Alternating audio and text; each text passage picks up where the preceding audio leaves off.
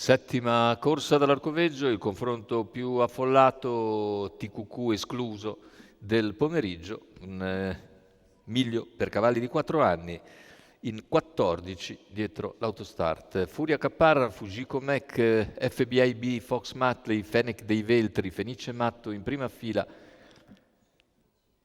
Fabrizio Very Nice, Freccia Rossa Piz, Flame AD, Farida Rab, Fragoroso Gall e Forte dei Marmi in seconda, Frey Fox e Ford AS in terza. Macchina che accelera e lascia andare i concorrenti. Veloce dall'esterno è Fennec dei Veltri, che conquista il comando in poche battute nei confronti Numero 6 Fenice di Furia Fatto Capar, squalificato. all'esterno. Numero 4 Fox Matley squalificato. Squalificato intanto FBIB. E per corsie esterne c'è Fujiko Mech che va ad affiancare Furia Capar in seconda posizione. Primi 200 completati in 15 e 2, insiste Fujiko Mech, va all'attacco.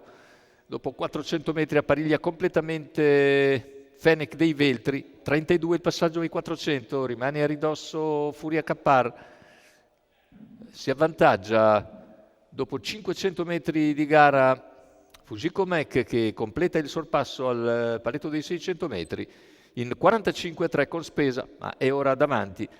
Fujiko Mech su Fennec dei Veltri e Furia Capar. Percorsie esterne invece cerca di farsi luce FBIB, che si è ripreso al volo da un svarione iniziale. Poi al largo anche Flame AD.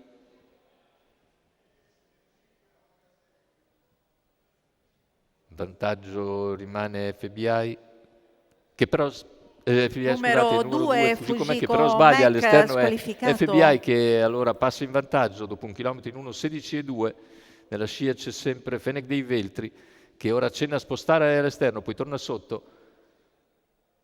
400 alla conclusione con FBI in vantaggio, sposta ora con maggior decisione Fennec dei Veltri, va all'attacco di FBI.